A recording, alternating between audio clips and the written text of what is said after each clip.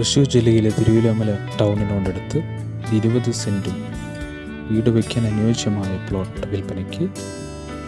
സെൻറ്റിന് 4 ലക്ഷം രൂപയാണ് ചോദിക്കുന്നത്. തിരുവില്ലാമല ടൗണിൽ നിന്നും നടക്കാവുന്ന ദൂരം മാത്രമാണ് ഈ പ്ലോട്ടിലേക്കുള്ളത്. ബസ് റൂട്ടിൽ നിന്നും വെറും 50 മീറ്റർ മാത്രമാണ് ഈ പ്ലോട്ടിലേക്കുള്ള ദൂരം.